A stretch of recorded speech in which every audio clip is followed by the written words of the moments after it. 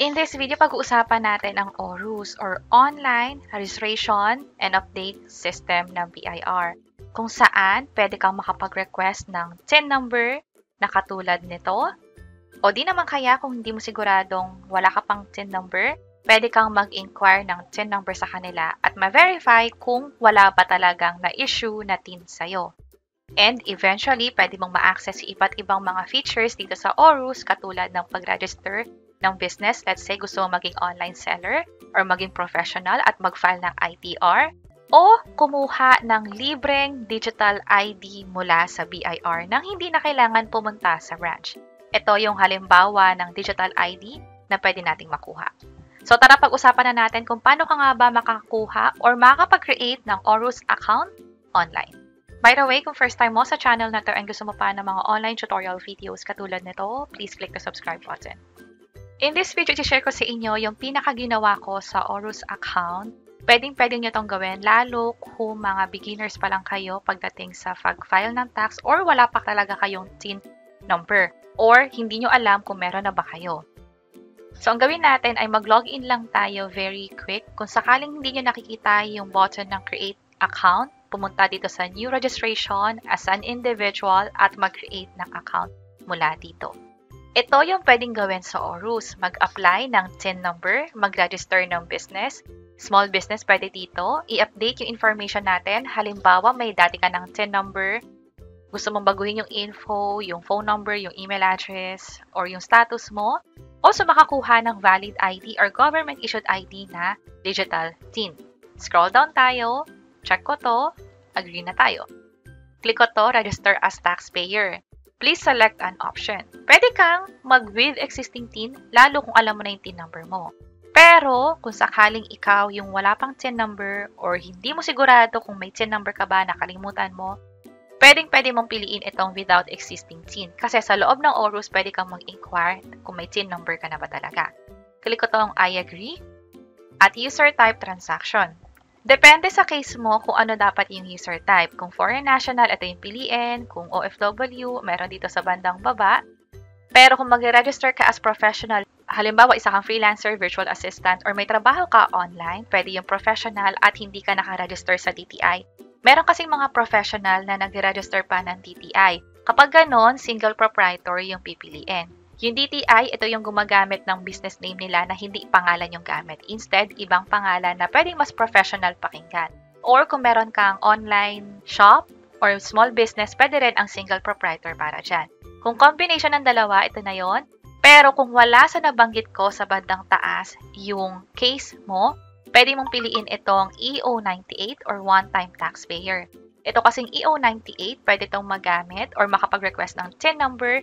Let's say, meron kang transaction sa mga government agencies or yung simpleng pag-open ng bank account, kailangan mong gawin at kailangan ng TIN number doon. Kadalasan kasi tinatanong na yan ng mga bank teller or bank officer. Pwede mo nang gamitin ito. Click ko tong OK. At taxpayer type, i-ensure na ito yung pipiliin. Kung hindi naman one-time transaction. Yung one-time transaction kasi, ito yung mga binibigyan lang ng TIN number for a single transaction or based sa name din ito, one-time transaction. Halimbawa, bumili ka ng property at kailangan mo magbayad ng capital gain tax pero wala kang TIN number at dahil nga magbabayad ka ng tax, one-time transaction lang yon, ito na yung pipiliin mo. Pero balik ako dito, click ko yung OK. Ito yung pinakagusto kong simpleng paliwanag tungkol sa EO98. Taxpayers na may transaction sa government agencies, LTO, DFA, o basta sa gobyerno, or dealings with banks. Let's say, mag-open ka ng bank account, makaka-receive ka ng kita at ipapadala yon or i-remit yon sa banko mo, mag-open ka nga naman ng bank account, EO98 ang dapat mong gamitin. Or applications for tax treaty relief, pwede din yan. Now, kumpletehin ko na to, lagyan lang ng complete name. Kung walang middle name, i-check ito. Pero kung meron naman, ilagay dito ang middle name mo, maging ang last name. Next, yung suffix, NA sa akin. Scroll down, birthday, civil status, single. Possible nga pala hingan pa kayo ng marriage certificate kung sakaling married. Pero sa akin kasi hindi ko yun na-encounter dahil ang nilalagay ko rito ay single nga. Gender, female, at yung email address. Reminder na sa email address, dapat Nakaka-receive ito ng email, meaning na-open ninyo, active pa, kasi yung mga communications ng BIR, doon yung ma-receive via email. Hindi yan ipapadala via text, hindi ipapadala via post, mail, o sa bahay ninyo. Ipakita ko yung series of emails na na-receive ko from BIR. Para lang mas mag-make sense, halimbawa, itong account verification ko, nung verify ko yung account ko sa Orus, pinadala via email. Nung na-activate na yung Orus account ko, pinadala via email. Also, nung nagko-confirm na about sa ginawa ko application for TIN, pinadala via email. And finally, nung binigyan na ako ng TIN number na katulad nito, ito siya, via email siya pinadala. That's why yung email address na ilalagay nyo rito is dapat correct spelling, active, no-open ninyo. Make sure lang na wala itong space, walang unnecessary characters na hindi naman kasama sa email address. Basically, tama, sakto, or accurate yung email ninyo. Scroll down ko lang, password, I acknowledge ulit. Maglagay tayo ng password dito. Kung sakaling gusto nyo makita yung tinatype nyong password, pwede nyong i-check itong eye icon. And then, 12 characters. Hindi nakaka-copy-paste yung password. So, i-retype ko lang siya very quick. Okay na? I'm not a robot. And click register. After nito, dapat i-check mo agad yung email na pinadala sa'yo. Click ko tong close. Sa case ko, chinek ko yung inbox na folder, wala siya doon. Pero, kapag pinuntahan ko yung spam, dito pala siya napunta. Also, kung mapapansin ninyo, kailangan kasi nating i-click itong link na verify your account para ma-verify or ma-approve na nga yung Orus registration natin. Pero, dahil nasa spam siya, hindi clickable itong link na ito. From here, i-not spam ko na lang muna to para next time, pag may na-receive akong email from BIR or sa Orus ng BIR, hindi na siya makukonsider as spam. Dito na siya napunta. Click ko na itong verify your account. Mapapansin nyo kanina hindi to clickable. Ngayon, nung wala na siya sa spam, pwede ko na siyang i-click. Congratulations, you have created an account na. Click ko itong okay at mag-login na ako. Check ko to and click login. At dahil meron na tayong Orus account, anytime pwede na tayong mag-login. Ito yung loob na ng Orus account natin kung saan pwede ka nang mag-inquire ng TIN number mo. Halimbawa, nakalimutan or hindi mo talaga alam yung TIN number mo. Pero alam mo na meron ka talagang TIN dati pa. Or, halimbawa naman, sigurado ka na wala ka talagang TIN number, pwedeng mag-create or mag-request ng TIN number dito. Pag-usapan natin kung paano nga ba gamitin itong Orus. Umpisahan natin sa pag-TIN inquiry. Reminder lang na hindi nyo na kailangan mag-TIN inquiry kung sakaling sigurado kayo na wala talaga kayong TIN number. Applicable lang to kung sakaling hindi kayo sigurado kung may TIN ba or wala. Or kung gusto nyo maka-double check na wala mo na kayong TIN bago mag-request kasi nga may penalty kapag meron kayong more than one TIN number. And kung gusto nyo dumiretso na sa pag-request ng TIN number, hindi na mag-TIN inquiry, punta kayo sa timestamp na ganito para ma-skip na tong step na to. Pero again, kung gusto nyo mag-TIN inquiry pa rin bago mag-request ng TIN number, proceed tayo sa video. By the way, ang gamit ko ngayon ay yung computer ko, pero kung meron kayong phone or tablet or kahit anong device, basta nakakapunta kayo sa website na to, that's orus.bir.gov.ph, ganito yung magiging itsura niya. Pansin nyo, parehong-pareho, i-tap ko to or i-click ko yung TIN inquiry. At scroll down ko lang to, pareho yung mga hihingi na information. So, tap ko tong proceed at magbibigay tayo ng email address banda dito.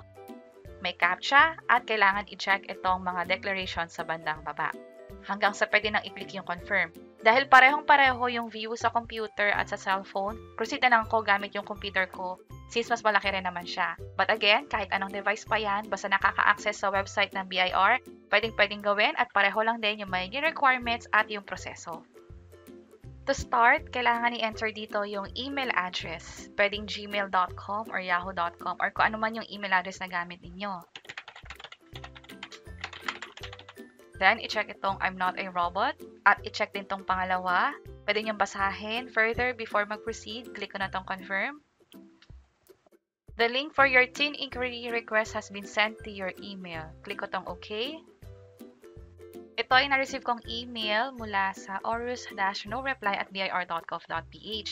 At itong link na to, meron lang tayong 24 hours to access this. Kapag natapos na yung 24 hours, hindi nyo pa ito nagagawa, mag-request ulit ng panibago doon sa website nila. So, ang gagawin ko, copy to, Control-C sa keyboard,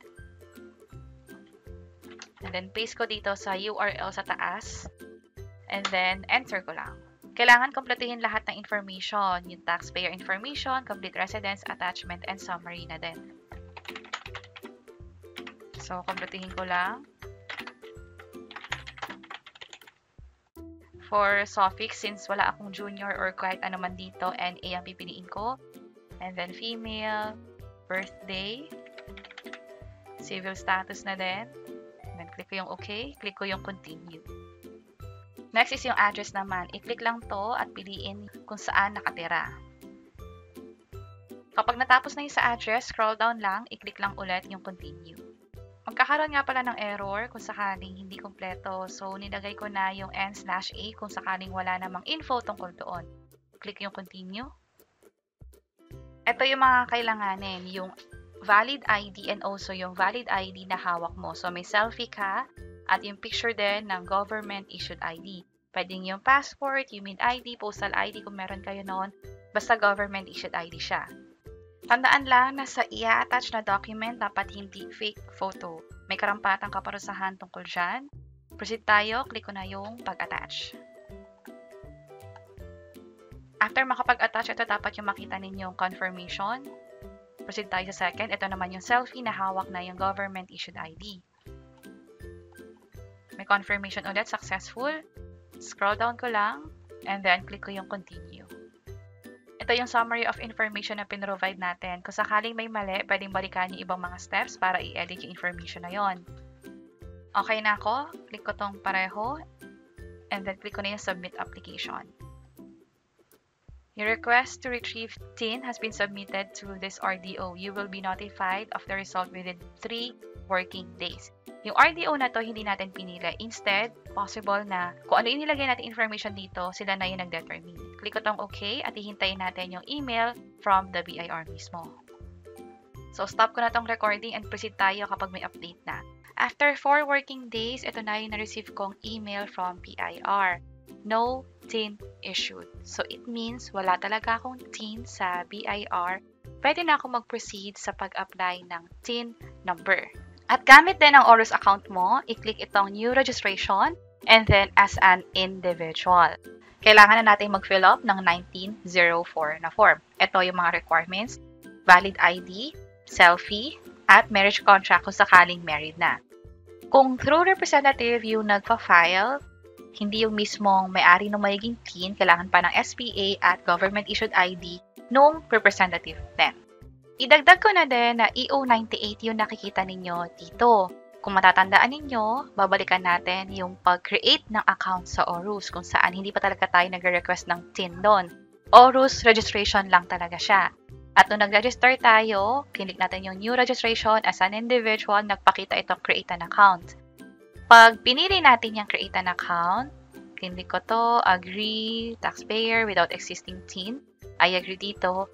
Kung ano yung pinili natin dito, halimbawa sa akin, ang pinili ko EO98, yun din yung magpapakita dito sa ORUS account natin, which is katulad ng nakikita nyo dito. At i-emphasize ko lang din na depende sa pinili ninyo yung magiging requirements. EO98 yung sa akin, that's why ito lang yung requirements. Pero kung ang pinili nyo ay yung sole proprietor, professionals, may iba pang requirement yan, lalo kung yung pagiging professional nyo ay regulated ng PRC. Kung sakaling sole proprietor, pwede pang mag-ask, halimbawa yung mga small business or online seller, pwedeng may DTI certificate na hingin sa inyo, certificate of authority, at marami pang iba. Also, para sa mga foreign national, may iba pang requirements na hihingin. Again, for EO98 na napili natin, any government-issued ID of the taxpayer, selfie of the taxpayer, and kung applicable lang, yung marriage contract, SPA, and yung ID na rin nung authorized representative. Lastly, para sa government-issued ID, sana makatulong to. Ito yung halimbawa na binigay mismo ng BIR. Pwede ang national ID, driver's license, UMID, voter's ID, passport, postal ID, PRC ID, at OWA ID. Kung sakaling walang ID or wala sa alinman dito, pwede ang birth certificate pwede niyo yung i-request from PSA mismo. Online lang din, pwede kang makakuha nito. Proceed na tayo sa pag-apply ng TIN. Click ko na tong fill up registration form.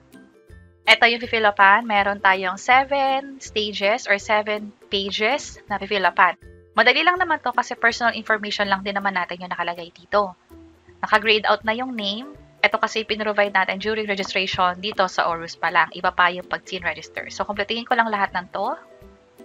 Nakumpleto ko na yung para sa step 1.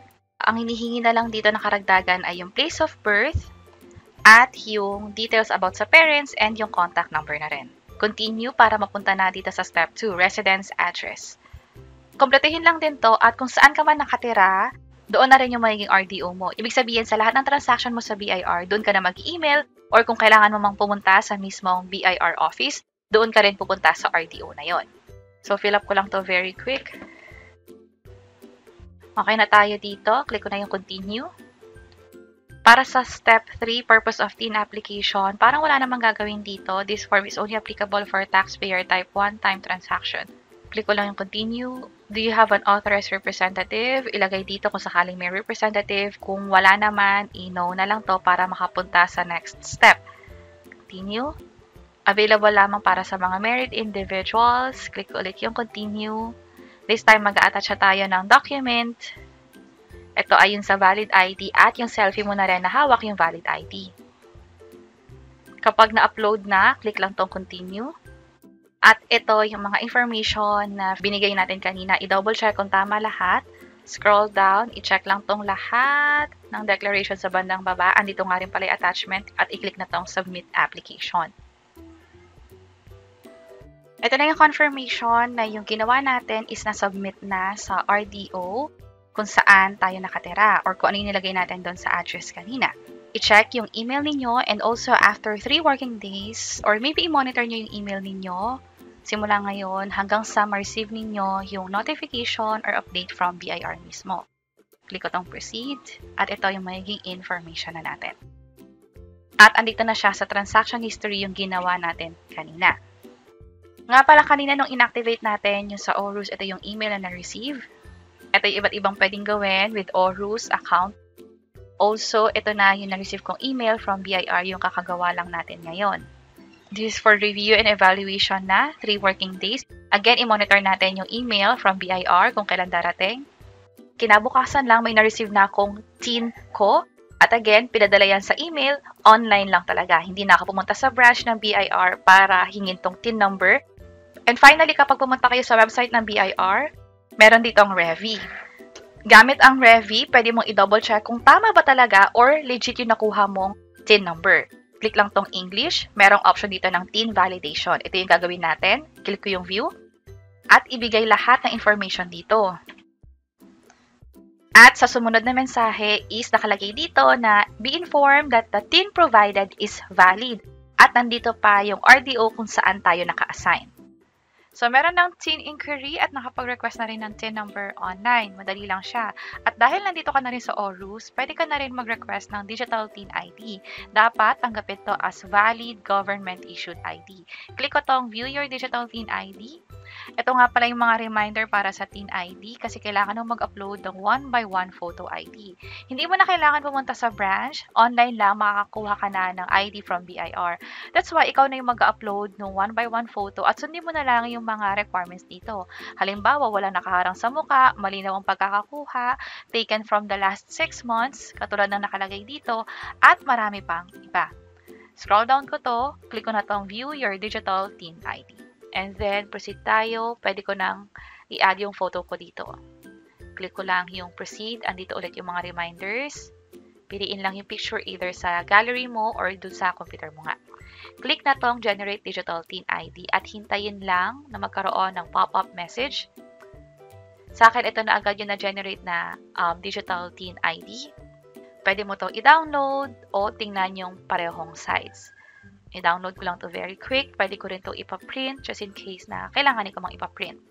Kung sakaling i-update natin yung information, meron tayong 30 days pa na dapat hintayin. So, yun yung gamit ng ORUS ng BIR. Imagine, dati pumupunta pa sa branch para gawin to. Pero this time, gamit lang yung ORUS. Pwede nang gawin online. Gamit ang computer or cellphone mo, kayang-kaya mo nang mag-request ng TIN number, kaya mo nang i-check kung legit yung TIN number, and kumuha rin ng valid ID, which is yung digital TIN ID nga. And just in case na nagkakaroon kayo ng issue, nagkakaroon ng error sa pag-register sa ORUS, o di naman kaya hindi kayo makapag-generate ng digital TIN ID, pwede nyo i-check itong mga video sa baba. Pwede mag-follow up sa BIR. Sana makatulong and see you sa mga next videos. Bye-bye!